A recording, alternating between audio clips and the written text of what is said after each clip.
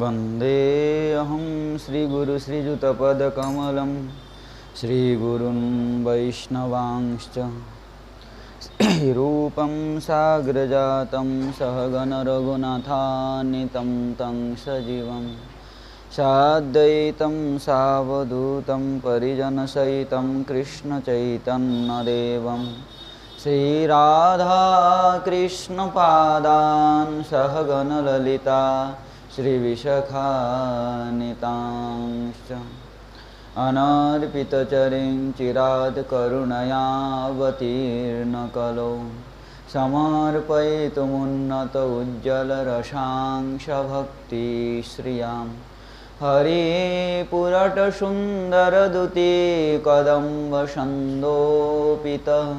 सदा हृदयस्कन्दरे स्फुरतु श्रीशचिनन्दन।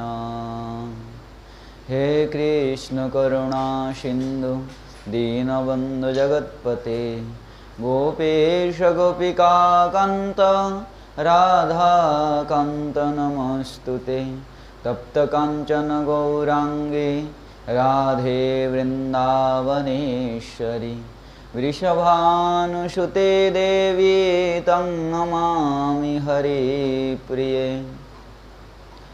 नारायणं नमस्कृत्य नरं चैव नरोत्तमं देवीं सरस्वतीं व्यासं ततो जयमुदीरये।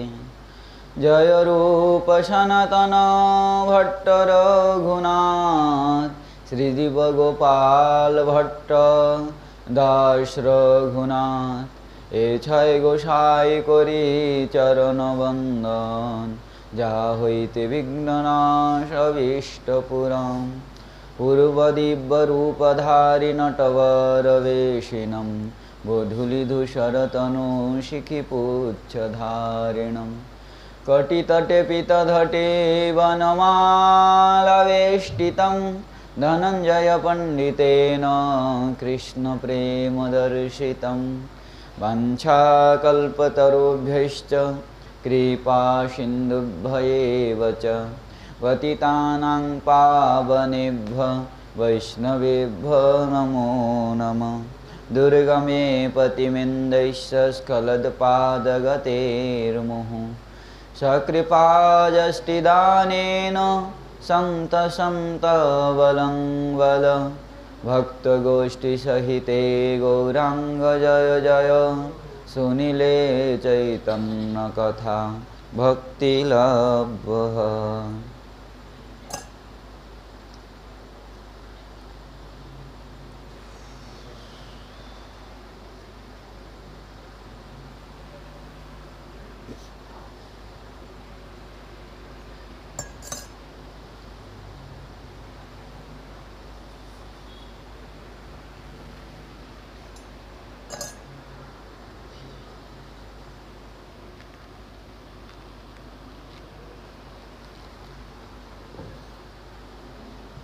श्री श्री भक्तमाल ग्रंथ प्रथम खंड नवम दोहाय। परम करुणा घन विग्रह श्रीमनित्यानंद प्रभु श्री कृष्ण चैतन्य महाप्रभु श्री श्री राधा रमन लाल जी गुरु महाराज जी अशेष कृपानुकंपाय वैष्णव श्रेष्ठ श्री नाभाजी रचित भक्तमाल ग्रंथेर प्रथम खंडेर नवम दोहाय। नाभाजी वर्णन करছেন पंच पांडवेर कथा। गतकाल आमरा पंच पांडवेर अन्यतम श्रीकृष्णेर परम सखा श्री श्री अर्जुन जीवर कथा श्रवण करছিলাম। अलौकिक भक्ति अर्जुनेर श्रीकृष्ण के कत भावे हृदयंगम करेছেন एमन भावे नाम जप करतेন तार प्रभावे সারা শরীরের সমস্ত স্থান থেকে, সমস্ত লোমকূপ থেকে হরির নাম উত্থিত হচ্ছে, ধ্বনিত হচ্ছে।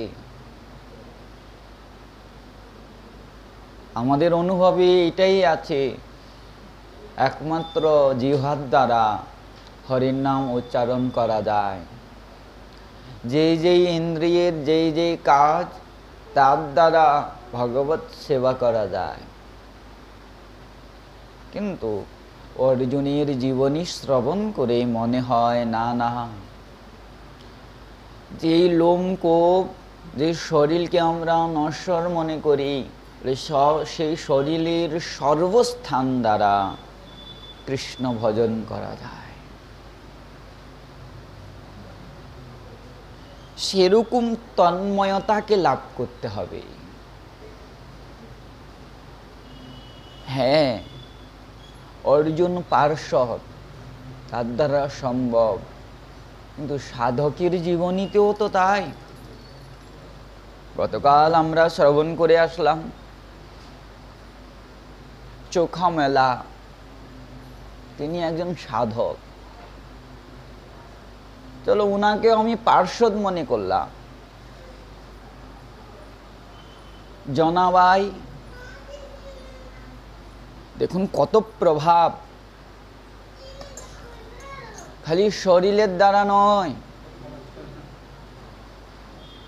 যে বস্তুটা বানাচ্ছেন, যে বস্তুটা বানাচ্ছেন সেই বস্তুর থেকে হরির নাম উত্থিত হচ্ছে।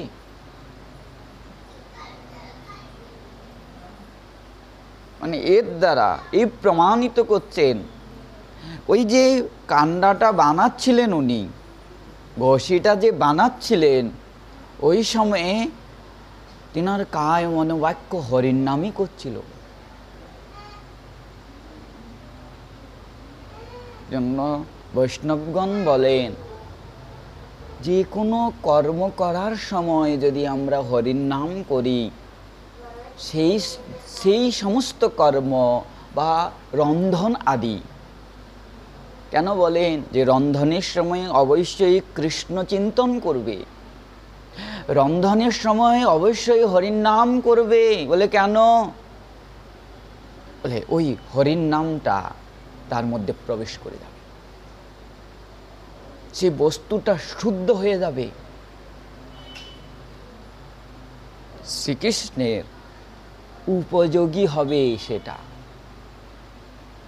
সিদ্ধ জগন্নাথ দাস বাবা বিহারীকে বলছেন, বিহারীর অনেক দিন জ্বর, ভীষণ জ্বর, ভীষণ জ্বর, বর্ষার দিন, ডাক্তারের কাছে যাওয়ার কোনো উপায় নাই। কলকাতার একজন জমিদার একজন ডাক্তারকে পাঠালেন নৌকা যোগে। আসলেন, এসে যখন নাড়ি ধরছেন, ধরে বলছেন বিহারী আর বাঁচবে না। বাবা এই কথা শুনে কি বললে, বিহারী বাঁচবে না? আমার আগে বিহারী চলে যাবে? কার সাহস আছে আমার কাছ থেকে বিহারীকে নিয়ে যাবে? কার ক্ষমতা আছে দেখি? মালার ঝোলা নিয়ে বিহারীর মস্তকের উপরে বসে গেলেন, মাথা রাখা আছে তার উপরটাই বসলেন, হরির নাম করা শুরু করলেন। অনেক সময় পর বিহারী চোখ খুলল। চোখ খুলে বাবাকে বলছেন, বাবা আপনি এখানে বসে আছেন? গদগদ সরে বাবা বলছে, বিহারী জাগলি তুই? কতদিন হয়ে গেল আমি কিছু খাই নাই, আমার স্নান পর্যন্ত হয় নাই। উঠ উঠ উঠ, স্নান কর, কিছু রন্ধন কর। বিহারী বলছেন, বাবা প্রচণ্ড ক্ষুধা লেগেছে, আমি উঠতে পারছি না। 100 বছর সিদ্ধ জগন্নাথ দাস বাবা নিজে উঠে বসলেন, উঠে কোনো রকমে চিড়া সিদ্ধ করলেন, করে আর বিহারী সামনে দিলেন। বিহারী গ্রহণ করলো, একটু শক্তি পেলেন, স্নান করলেন, রন্ধন করলেন, বাবাকে স্নান করালেন, প্রভুকে ভোগ লাগিয়ে যখন সে নৈবেদ্য বাবাকে দিচ্ছেন, বাবা গ্রহণ করতে করতে বলছেন, বিহারী তোর হাতে খেলে আমার ভজনে স্ফূর্তি লাভ হয়। অন্যের হাতে খেলে ভজনে স্ফূর্তি লাভ হবে না, বলে না। যে যেই প্রকার মনোবৃত্তি নিয়ে রন্ধন করে, সেই রন্ধন যে গ্রহণ করবে, ওই রন্ধনের ওই গুণটা তার হৃদয়ে প্রবেশ করবে। যেই মনোবৃত্তি, অনেকে টিভি দেখতে দেখতে রন্ধন করছে, ওই রন্ধন করার সময় যেই চিন্তা করবে, যেরকম চিন্তা করবে, যে এই গ্রন্থ সেই রন্ধনটা গ্রহণ করবে, তারও সেরকম চিন্তা উৎপন্ন হবে। কেন বৈষ্ণব সমাজ নিয়ম করেছেন একমাত্র সাধুর হাতে খাবে, অন্যের হাতে গ্রহণ করবে না। কেন? এইটাই নিয়ম। এজন্যই যার তার হাতে গ্রহণ করার কেন নিয়ম করেন নাই, বলে এইটাই কারণ। সাধকের হাতে খেলে, ভজনানন্দীর হাতে খেলে, উনি তো সে রন্ধন করছিলেন ওই চিন্তা করে করে, ইষ্টদেবের চিন্তা করে করে।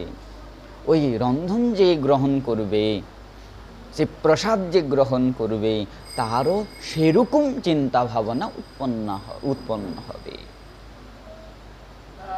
ওই জন্য সিদ্ধ জগন্নাথ দাস বাবা বিহারীকে বলছেন, বিহারী তোর হাতে খেলে আমার ভজনে স্ফূর্তি লাভ হয়।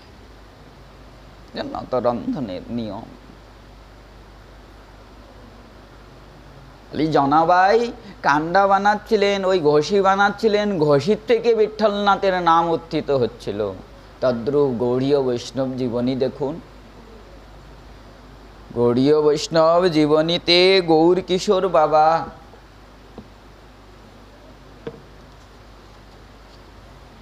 যেই ঘরে বসে ভজন করতেন, সেই ঘরের ইট সমস্ত, মানে সেই ঘরের সমস্ত স্থান থেকে হরির নাম উত্থিত হচ্ছিল, হরির নাম ধ্বনিত হচ্ছিল। এই গৌর কিশোর বাবার জন্ম হয় বঙ্গদেশে।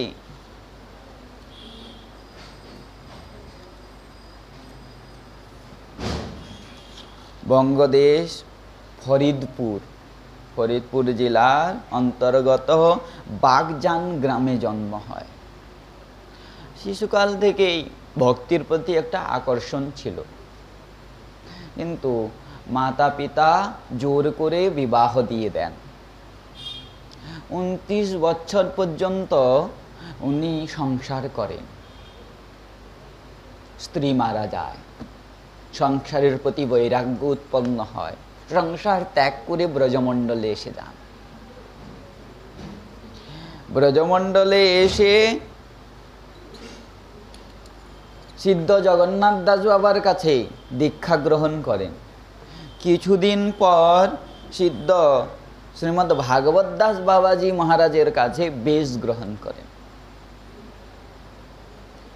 30 বছর পর্যন্ত ব্রজমণ্ডলে বিভিন্ন স্থানে থেকে ভজন করেন। নিজে কোনোদিন কুঠিয়া বানান নাই, যেখানে রাত সেখানেই। এরকম 30 বছর পর্যন্ত ভজন করলেন। সিদ্ধ জগন্নাথ দাস বাবা আদেশ দিলেন নবদ্বীপে যাওয়ার জন্য। নবদ্বীপে গমন করলেন। নবদ্বীপে যেও কোনো কুঠিয়া বানান নাই, ওই গঙ্গার তীরে পড়ে থাকতেন। সুখা জিনিস মাধবপুরে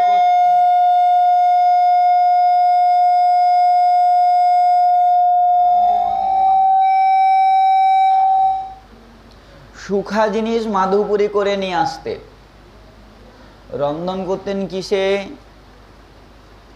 ওই যে বর্জিত হাড়ি ফেলে দিতেন, ওই হাড়িগুলোকে নিয়ে আসতেন, আর কাঠ কুড়িয়ে নিয়ে আসতেন, ওই হাড়িতে রন্ধন করতেন। বস্ত্র পরিধান করতেন, ওই যে অন্তিম সংস্কারের সময় মৃতের যে বস্ত্র ফেলে দিত, সেই বস্ত্রগুলোকে নিয়ে আসতেন, এনে ধৌত করতেন, সেগুলোই পরিধান করতেন। এই নিয়ম উনার,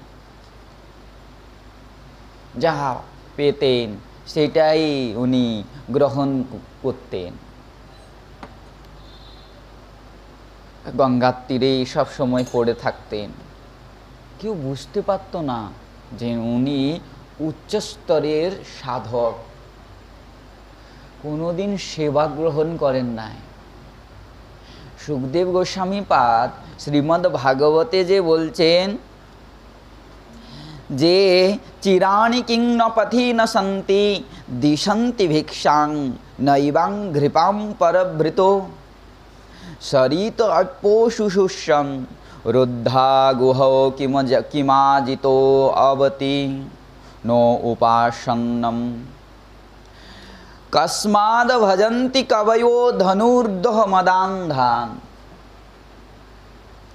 বলছেন রাস্তায় কি ছিঁড়া কাপড় পড়ে নাই? কেন? ধনীদের চরণ পূজা করতে হবে। ধনীদের কাছে কেন হস্ত যাচনা করতে হবে, আমাকে দিয়ে দাও? প্রভু কৃপা করেন নাই কি? রাস্তায় কি কোনো কাপড় ছিঁড়া কাপড় পড়ে নাই? সেটাকে এনে পরতে পারছ না? কাপড় দূরে থাক, কি বৃক্ষের ছাল আদি নাই, সেগুলো পরতে পারবে না? এক ধনীর কাছে ভিক্ষা করার থেকে এক ফলবতী বৃক্ষের কাছে ভিক্ষা করা উচিত। তারা নিরভিমানী হয়, পরের উপকার তাদের নিয়ম ধর্ম, ফল নাই। আর পাত্রের কি প্রয়োজন? কি হাত নাই, করপুট নাই, গ্রহণ করতে পারছে না? কি গুফাদি বন্ধ হয়ে গেছে?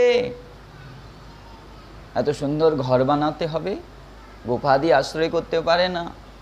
এই যে সুখদেব গোস্বামী পাদ বলছেন, দেখুন গৌরকিশোর বাবার জীবনীতে তদ্রূপ পূর্ণ উনি ওটাকে যথাযথভাবে পালন করেছেন। ওই ভিক্ষা করে নিয়ে আসতেন চাল, এনে কি করতেন বলে গঙ্গার জলে ডুবিয়ে রাখতেন। না হলে কোনোদিন ওই গঙ্গার মাটির মধ্যে লুকিয়ে ডুবিয়ে রাখতেন, রন্ধনও করতেন না, হ্যাঁ ওইটাই গ্রহণ করে নিতেন। কোনোদিন দেখা গিয়েছে ওনার শরীরে বস্ত্র আছে, হাতে মালার ঝোলা, গলায় কণ্ঠী, মস্তকে ঊর্ধ্বপুণ্ড তিলক, আর কোনোদিন দেখা গিয়েছে কিছুই নাই। উচ্চস্তরের সাধক উনি। এমনি শাস্ত্র বলছে ঊর্ধ্বপুণ্ড তিলক ছাড়া এই শ্মশান সদৃশ দর্শন পর্যন্ত করতে নাই। যৎ শরীরম মনুষ্যানাম ঊর্ধ্বপুণ্ড বিনাকৃতম দ্রষ্টব্যং নৈব তত্তাবৎ শ্মশান সদৃশম ভবেত। শাস্ত্র বলছে পদ্মপুরাণ। যার মস্তকে ঊর্ধ্বপুণ্ড তিলক নাই, তাকে দর্শন করতে নাই। সে কিরকম বলে শ্মশান সদৃশ। শ্মশানে যেরকম ভূতপ্রেত বাস করে, শ্মশানে গেলে এসে শুদ্ধ জলে স্নান করতে হয়, বলে তদ্রূপ তাকে দর্শন করলেও স্নান করতে হয়। আর ঊর্ধ্বপুণ্ড তিলক ছাড়া যদি কোনো কর্ম করে, ওই কর্ম নিষ্ফল। যজ্ঞদানম তপোহোম সাধ্যায় পিতৃতর্পণম ব্যর্থম ভবেত তৎসর্বম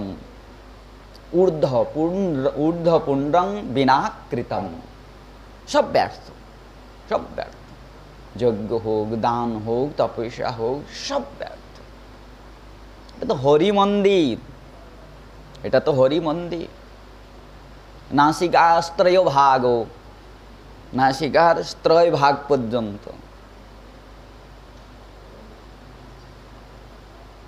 এক বাম পাশে হলো ব্রহ্মা, বাম পার্শ্বে স্থিত ব্রহ্মা, দক্ষিণে তো সদাশিব, মধ্যে বিষ্ণু বিজানিয়াত, মধ্যে বিষ্ণু, তস্মাৎ মধ্যং ন লেপয়েত। ওই জন্য মধ্যস্থানটা লেপন করে না। এক পাশে ব্রহ্মা, দক্ষিণ পাশে সদাশিব, মধ্যস্থলে বিষ্ণু। এটা হলো হরি মন্দির। কিন্তু উচ্চস্তরের প্রেমপ্রাপ্ত ভক্তির জীবনীতে বলছেন, উনি ভাবাবিষ্ট হয়ে যেতেন, প্রেমে মুগ্ধ হয়ে যেতেন। তাই ওনার তিলকও কোনো সময় থাকতো না, গলার কণ্ঠি উনি ছিঁড়ে ফেলতেন প্রেমে মুগ্ধ হয়ে নৃত্য করতে করতে। বস্ত্র পর্যন্ত থাকতো না, দিগম্বর হয়ে থাকতেন তিনি। বাজারের পর যা পড়ে থাকতো সেটাকে উঠিয়ে নিয়ে যেতেন। একদিন কি হলো, বাজারে একটা পোকা লাগা কানা বেগুন পড়েছিল। সেই বেগুনটা নিয়ে গেলেন। হরিদাসজি লিখছেন, আমি রাধারমণ গণের যে ললিতা সখী, তিনার মুখে শুনেছি এই কথা, ওনার প্রত্যক্ষ দেখার কথা, উনি দেখেছেন পূর্ণ নিজের চোখে। বাজার থেকে বেগুনটা নিয়ে আসলেন। নারকেলের মালা হয়, ওকে মালা বলে। নারকেল কোরানোর পরে একটা মালা। সেই সময়ে নারকেলগুলো একটু বড় বড় হতো, এখন তো মোবাইলের জ্বালায় নারকেলগুলো ছোট হয়ে গেছে, বড় বড় মালা হতো। ওই মালার উপরে জল ঢাললেন, আর ওই বেগুনটাকে ছোট ছোট আমানি করে তার উপরে দিলেন। দিয়ে আর ভাবাবিষ্ট হয়ে ভোগ আরতির কীর্তন শুরু করলেন। ভজপতিত উদ্ধারণ শ্রী গৌর হরি। প্রেমাবিষ্ট হয়ে কীর্তন করছেন, দুই নয়ন থেকে অশ্রু প্রবাহিত হচ্ছে। বাবাজি মহারাজের সারা শরীর পুলকিত হয়ে গেছে।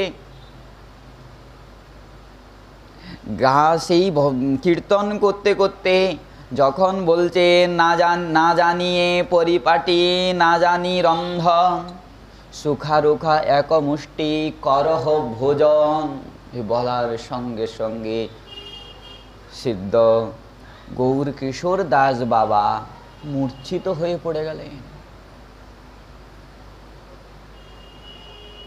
ললিতা দেবী বলছেন, সেই মূর্ছা 1 ঘন্টা পর্যন্ত ছিল। 1 ঘন্টার পর উঠে আবার গান শুরু করলেন। ফুলের কেয়ারি ঘর, ফুলের চোয়ারি। এই কীর্তন পূর্ণ করে প্রভুকে শয়ন দিয়ে, তারপরে যখন ওই বেগুনটা, কাঁচা বেগুন, জলে ডুবানো কাঁচা বেগুন, কাউকে এমনি দিলেও খাবে না, বাবাজি মহারাজ সেটা গ্রহণ করছেন। গ্রহণ করে ওনার যে মুখের ভঙ্গি দেখে ললিতা দেবী বলছেন, যেন মনে হচ্ছে পঞ্চরস সম্পূর্ণ নৈবেদ্য গ্রহণ করছেন, পঞ্চামৃত গ্রহণ করছেন, যেন অমৃত গ্রহণ করছেন। ওর মধ্যে আবার কি স্বাদ আছে? কাঁচা বেগুন খাওয়া যায়? তার মধ্যে লবণ নাই, কিচ্ছু নাই। যদি লবণ, তেল, মশলা মিশিয়ে তারপরে যদি ভোগ লাগাতো, সেটা গ্রহণ করা যায়। কিচ্ছু নাই, খালি জলে ডুবানো বেগুন, সেটাই অমৃতের মতো গ্রহণ করছেন। বলে প্রভু সত্যি গ্রহণ করেছেন, না হলে তো অমৃত হবে না। প্রভুর পরশে কি না হতে পারে? প্রভুর অধরামৃতে প্রভু যেটা গ্রহণ করবেন, সে সাধারণ বস্তু অমৃত হয়ে যায়। সুদামার চরিত্রে প্রভু সুদামাকে বলছেন, অনুপি অনুপি উপহৃতম ভক্তৈ প্রেমনা ভূর্যৈব মা ভবেৎ। কোনো ভক্ত যদি অনুপ্রমাণে প্রেমের সঙ্গে আমাকে কোনো বস্তু প্রদান করে, আমার কাছে সেই বস্তু অতীব ভূরি মনে হয়, অতীব ভূরি। আমার মনে হয় এরকম বস্তু কেউ আমাকে প্রদান করে নাই, সেটা সে সাধারণ থেকে সাধারণ কেন না হোক, পত্রম পুষ্পম ফলম তোয়ম যো মে ভক্তা প্রযচ্ছতি তদহম ভক্তুপহৃতম अस्नामि প্রয়তাত্মনাঃ।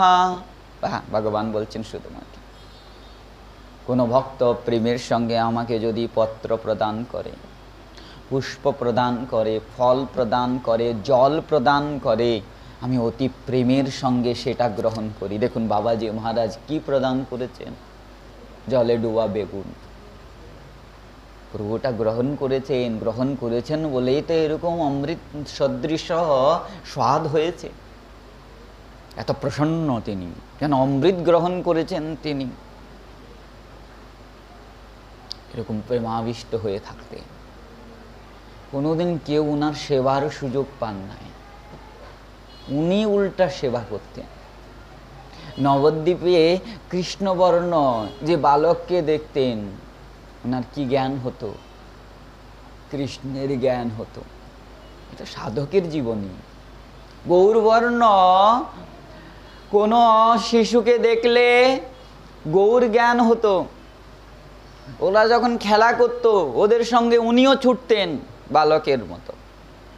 29 বছর পর্যন্ত উনি সংসার করেছেন। 29 বছর মানে 30 বছরে সংসার ত্যাগ করে আসলেন। 30 বছর ব্রজমণ্ডলে ছিলেন। ওনার বয়স কত? 60 বছর। তারপর নবদ্বীপে গিয়েছেন।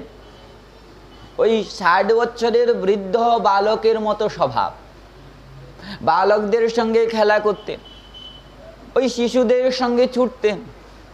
কৃষ্ণবর্ণ সেই শিশু যদি, বালক যদি ওনাকে স্পর্শ করত, উনি অতি প্রেম ভরে মাকে নালিশ করতেন, মা যশোদা দেখো তোমার ছেলে কৃষ্ণ আমাকে চিমটি কাটছে।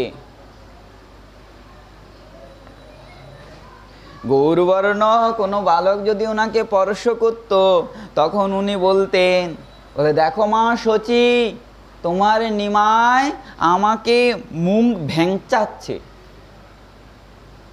এরকম ভাবাবিষ্ট হয়। ভরতপুরের রাজা যশমন্ত এসেছেন গোবর্ধনে।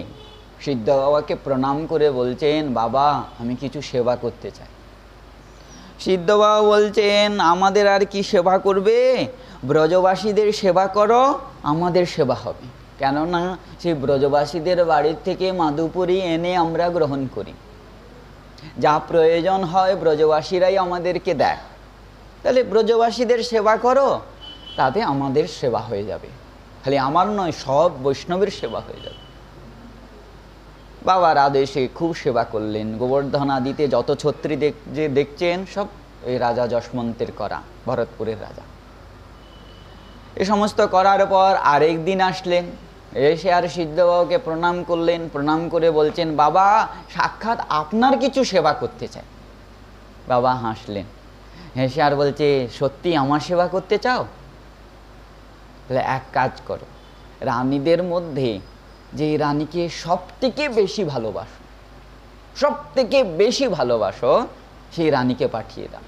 এই কথা শোনার পর সংসারে সব স্বামীদের একটু সন্দেহ তো উৎপন্ন হবে, কিন্তু ভরতপুরের রাজা ভক্তিমান ছিলেন, কনিষ্ঠ রানীকে খুব ভালোবাসতেন। খুব সুন্দর অলঙ্কার আদির দ্বারা সাজালেন, সাজিয়ার গোবর্ধনে নিয়ে আসলেন। দাসীর দ্বারা যখনই কুঠিয়ায় প্রবেশ করাচ্ছেন, ওই যে নূপুর ধ্বনি হলো, ওই ধ্বনিতেই বিস্ফারিত নেত্রে সিদ্ধ বাবা তাকিয়ে আছেন। উনি আর এই জগতে নাই। দুটা চোখ খোলা, এক অনিমেষ নয়নে তাকিয়ে আছেন রানীর দিকে, আর রানীও এক দৃষ্টি তাকিয়ে আছেন সিদ্ধ বাবার দিকে। অনেক সময় হয়ে গেল, কিছুই হয় না, দুইজন দাঁড়িয়ে আছেন। দাসীরা আসলো, এসে রাজাকে জানালো। রাজা ভিতরে প্রবেশ করলেন। ভিতরে প্রবেশ করে যখন দেখলেন, এখন সন্দেহ উৎপন্ন হলো। এখন সন্দেহ উৎপন্ন হলো যে আমার সুন্দরী রানীকে দেখে বাবা মুগ্ধ হয়ে গেছেন। রানীকে তো সরিয়ে নিল, কিন্তু ওই অবস্থা 3 দিন ছিল সিদ্ধ বাবা। 3 দিন পর্যন্ত ওই বিস্ফারিত নেত্রে উনি তাকিয়ে আছেন, বসে আছেন। রাজাও 3 দিন ছিলেন।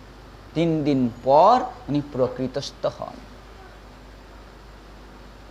সিদ্ধ বাবা তিনি জীবের হৃদয়ের কথা উনি জানেন। রাজার হৃদয়ে সন্দেহ উৎপন্ন হয়েছে, উনি জানতে পেরেছেন। রাজাকে হাতে ধরে পাশে বসালেন, বসিয়ার নিজের ভজনের কথা বলছেন। আপন ভজন কথা না কহিবে যথা তথা। কিন্তু সিদ্ধ বাবা কেন বলছেন? রাজার হৃদয়ে সন্দেহ উৎপন্ন হয়েছে। ওই সন্দেহই অপরাধীর স্বরূপ ধারণ করবে, তার পতনের কারণ হয়ে যাবে। সিদ্ধ বাবা সে রাজাকে বলছেন, তোমার স্ত্রীকে দেখে আমি মুগ্ধ হই নাই। তোমার স্ত্রীর চরণে নূপুর ধ্বনি যখন হলো, সেই ধ্বনি আমার ঈশ্বরী, প্রাণেশ্বরী, ব্রজেশ্বরী, বৃষভানুনন্দিনীর নূপুরের ধ্বনির কথা স্মরণে এসে গেল। তোমার স্ত্রীর রূপ দেখে আমার ঈশ্বরীর রূপের কথা মনে এসে গেল। আমি ঈশ্বরীর রূপ দেখছিলাম। তাহলে প্রাকৃত নারীকে দেখেন নাই তিনি, এই জগতে নারীকে তিনি দেখেন নাই, রাজার স্ত্রীকে দেখেন নাই। কি দেখছিলেন? সাক্ষাৎ ঈশ্বরীকে দর্শন করছিলেন। সাধকের জীবনী। গৌর কিশোর বাবা নবদ্বীপের কৃষ্ণবর্ণ বালককে মনে করতেন সাক্ষাৎ কৃষ্ণ। দেখতেনও তিনি। মনে করা আলাদা কথা, দেখা আলাদা কথা। উনি দেখতেন যে যেন কৃষ্ণের স্পর্শ আমার লাভ হচ্ছে, গৌরের স্পর্শ যেন আমার লাভ হচ্ছে। প্রেমাবিষ্ট হয়ে হরিবোল হরিবোল হরিধ্বনি করতে করতে ছুটে যেতেন, যত দূর পারতেন ছুটতেন। ছুটতে ছুটতে কোনো সময় কোনো গৃহস্থের বাড়িতে দাঁড়াতেন, হরিবোল হরিধ্বনি করতেন। সে গৃহস্থ যাই দিত, ওনার কোনো নিয়ম ছিল না। নিয়ম সাধক অবস্থায়, সিদ্ধ অবস্থায় কোনো নিয়ম নাই। যা দিতেন ওইটাকে, ওই ভিক্ষাকে ওই মধ্য গঙ্গায় প্রবেশ করতেন উনি। গলা পর্যন্ত জলে দাঁড়িয়ে ওই মাধুপুরি গ্রহণ করতেন। করার পর ডুব দিয়ে সে গঙ্গার থেকে মাটি বের করতেন, সেটাকে মেজে তারপর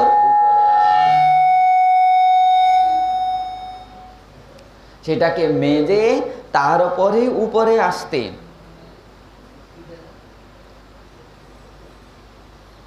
শ্রীপাদ হরিমোহন শিরোমণি ওনার শিষ্যা তারা দাসীকে বলছেন, বৈষ্ণব সেবা করতে চাও, বৈষ্ণব দর্শন করতে চাও, যাও গঙ্গার তীরে দেখো।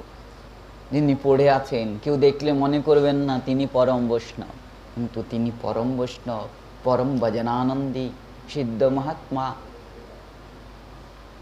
তিনার সেবা করো। ওই যে গুরুদেব আদেশ দিলেন, বিশ্বাস উৎপন্ন হলো। আসতে লাগলেন, আগে দর্শন করতে লাগলেন, সেবা করতে লাগলেন। পরবর্তীকালে সিদ্ধ বাবা ওই তারা দাসীকে মা বলে সম্বোধন করতেন। নবদ্বীপে 3 জনকে মা বলে সম্বোধন করতেন, এই তারা দাসীকে, রাধা দাসীকে এবং ললিতা দাসীকে। এই 3 জনকে মা বলে সম্বোধন করতেন। একদিন মাধুপুরি করতে গিয়েছেন, ওই কীর্তন করতে করতে মাধুপুরি করতে গিয়েছেন। কোনো নতুন স্ত্রী, নতুন বিবাহ হয়েছে, কৌতূহল করে ওনার পাত্রে অমদ্য রেখে দিলেন। সেই দিন থেকে উনি মাদুবরি করা ত্যাগ করে দিলেন। অন্তিম সময় পর্যন্ত ইনাদের বাড়িতে কবুজবু উনি অন্ন গ্রহণ করতেন। এই তিনজনের গৃহে নির্জলা একাদশী করতেন। একদিন ঈশান সাহার বাড়িতেই তারাদাসী থাকতেন। একাদশীর দিন দুধ গরম করছিলেন কাঁঠালের পাতা দির দ্বারা। সিদ্ধ বাবাজি মহারাজ আসলেন, মা মা আগামীকাল তোর বাড়িতে পারণ হবে, এরকমই বলতেন। আগামীকাল তোর বাড়িতে পারণ হবে। তারাদাসী বলছেন, দেখ তোর মা কিন্তু শূল রোগী, বেশি সময় ক্ষুধায় থাকতে পারবে না, তার মধ্যে আজকে উপবাস, কালকে ভুলিস না কিন্তু, জলদি এসে যাস। বলে, হ্যাঁ মা এসে যাব, চিন্তা নাই। উনি তো থাকেন বাবা বৃষ্টি, কোথায় গেল পারণ আর কোথায় কি, উনি কোথায় উনিও জানেন না। মা দেখতে দেখতে তারপর আলাদা করে রেখে প্রসাদ গ্রহণ করলেন। বিকালবেলা আসলেন, মাথায় এক বিশাল কাঠের বোঝা নিয়ে। মা মা মা দরজা খুলো। অনেকবার ডাকার পর দরজা খুললেন। মায়ের সামনে সেই কাঠের বোঝাটা ফেললেন। ফেলে, আর মা তুই তো জানিস তোর ছেলের স্বভাব, কি করব ভুলে গেছিলাম, এখন খেতে দে, এখন খাই। খালি অন্ন নিয়ে আসলেন, তরকারি দিতে যাচ্ছেন, বলে না না জানিস না, এত সুন্দর তরকারি খেলে ইন্দ্রিয় চঞ্চল হয়ে যাবে। কি বিচিত্র ব্যবহার সাধকদের। উনার এক বয়স কত, 60-70 বছর বয়স। দ্বিতীয় সাধক শিরোমণি, ত্যাগী শিরোমণি, তিনি আবার কি বলছেন, মা এই সমস্ত সবজি খেলে, তরকারি খেলে ইন্দ্রিয় চঞ্চল হয়ে যাবে, এই খালি অন্নই ঠিক আছে, এই অন্নই দে। তারা মা বলতেন, বলে আগে আমরা তরকারি দিতাম, কিচ্ছু ফেলতো না, তেজপাতা লঙ্কা যা থাকতো সব খেয়ে নিত, তাই ভয়ে আমরা সব পরিষ্কার করে দিতাম। এখন তো আর তরকারি গ্রহণ করে না, ওই কোনোদিন দধি চিড়া, দধি অন্ন আদি গ্রহণ করেন, কোনোদিন যদি গ্রহণ করেন। যখন উনি মন্ত্র স্মরণে বসতেন, গঙ্গায় স্নান করে 8 থেকে 10 কিলো ওই গঙ্গার মাটি মাথায় রেখে আর মন্ত্র স্মরণ করতেন। একদিন শ্রীযুক্তা রাধাদাসী মাতা জিজ্ঞাসা করছেন, বাবা আপনি যখন মন্ত্র স্মরণ করেন, আহ্নিক করেন, এই 10 কিলো 11 কিলোর থেকে বেশি হবে, এই গঙ্গার রজ নিয়ে কেন বসেন? বলে, মা জানিস না, এই দেহটা তো নশ্বর, কোথায় প্রাপ্তি হয়ে যায় কে জানে, আমি ওই ভয়ে মাটি মাথায় রাখি, যেখানেই মরণ হোক না কেন এই গৌর চরণ স্পর্শিত এই গঙ্গার মৃত্তিকা তো লাভ হবে। তো সাধক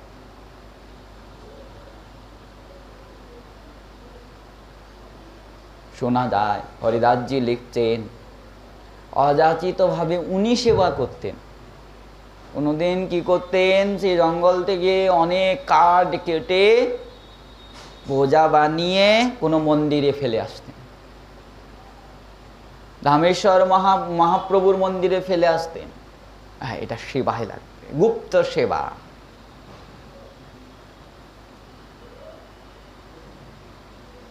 আর নাম করতে করতে এত ভাবাবিষ্ট হয়ে যেতেন, কিছুদিন উনি সেই রানীর ধর্মশালায় ছিলেন। ওনার দর্শনে এসেছেন শ্রীখণ্ডের গোস্বামীরা, রাখালচন্দ্র গোস্বামী, সর্বানন্দ ঠাকুর।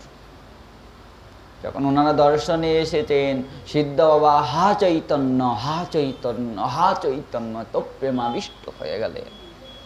উচ্চস্বরে গাইতে লাগলেন হা চৈতন্য হা চৈতন্য, চিল্লাচ্ছেন। ভয় পেয়ে গেলেন গোস্বামীরা।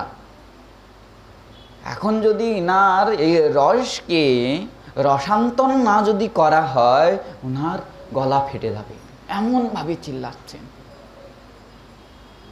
তখন সেই রাখালচন্দ্র গোস্বামী, সর্বানন্দ ঠাকুর গোস্বামী এনারা শুরু করলেন নরহরির প্রাণ গোরা, বিষ্ণুপ্রিয়ার প্রাণ গোরা, নরহরি সরকার ঠাকুরীকৃত গান, নরহরির প্রাণ গোরা, নরহরির প্রাণ গোরা। তারপর প্রকৃতস্থ হলেন। হওয়ার পর বলছেন, ও রঘুনন্দন এসেছ, কবে এসেছ রঘুনন্দন? মুকুন্দ, মুকুন্দের পুত্র রঘুনন্দন, কবে এসেছ? প্রকৃতস্থ হলেন। একদিন ঘর বন্ধ করে এরকম হা চৈতন্য হা চৈতন্য 10 দিন পর্যন্ত, কোনো আহারাদি নাই, ভোজনাদি কিচ্ছু নাই, 10 দিন পর্যন্ত হা চৈতন্য হা চৈতন্য। ভয় পেয়ে গেলেন, সবাই হরির নাম করতে লাগলেন, বারবার ডাকতে লাগলেন। বিরক্ত হয়ে গেলেন, বলে আর থাকবই না এখানে। সেখান থেকে বেরিয়ে আসলেন, ওই জঙ্গলে জঙ্গলে থাকতেন। কোনো সময় উনি সেই কেদারনাথ ভক্তিবিনোদ ঠাকুরের আকর্ষণে গোদ্রুম দ্বীপেও যেতেন, থাকতেন। এনার মহিমা দেখে কেদারনাথ ঠাকুর ওনার কাছে বেশ গ্রহণ করতে চান। একদিন বেশ নেওয়ার জন্য এসেছেন। সিদ্ধ বাবা কি করলেন, যে ওই যে শহরের মধ্যে থাকে কুলাঠা, বেশ্যাদের ঘর, সেই বারান্দায় যে ঘুমিয়ে গেছেন, বসে আছেন ওখানে নিশ্চিন্তে। এদিকে ইনি খুঁজে খুঁজে কোথাও পেলেন না।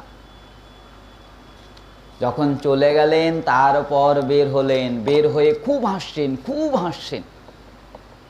হাসি দেখে শ্রী ললিতা দাসী জিজ্ঞাসা করছেন, বাবা এত কেন হাসছেন, কি কি দেখেছেন এমন? বলে আজকে কেদারনাথকে ঠকিয়েছি আমি। বলে কি করে? বলে ওই মায়েদের বাড়িতে যে বসেছিলাম, ওই মায়েদের বাড়িতে বসেছিলাম, সে আমাকে আর খুঁজেই পায় না, আর আসবে না, সে শুনেছে।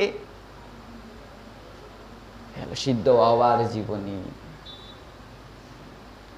নিজেকে লুকানোর জন্য, সাধারণ মানুষের থেকে নিজেকে লুকানোর জন্য এ সমস্ত কর্ম করেন তিনি। শীতকালের সময় প্রাণগোপাল গোস্বামী পাদ একটা সুন্দর কম্বল দিয়েছেন। ওই কম্বল উড়ে বসেছেন, ওনার তন্দ্রা এসেছে, মানে সারাদিন সারা রাত ঘুমান না, হরির নাম করে। তন্দ্রা এসেছে। সকালবেলায় এসে সেই কম্বল দিয়ে প্রাণগোপাল গোস্বামী পাদকে কম্বল দিয়ে বলছেন, আপনার কম্বলের সঙ্গে গৌরকিশোর দাসের পীড়িত হলো না, পীড়িত হলো না, নাও তোমার কম্বল, আপনার কম্বল আপনিই রাখুন।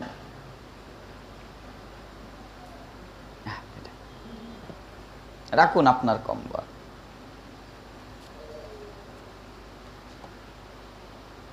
একবার সেই বড়াল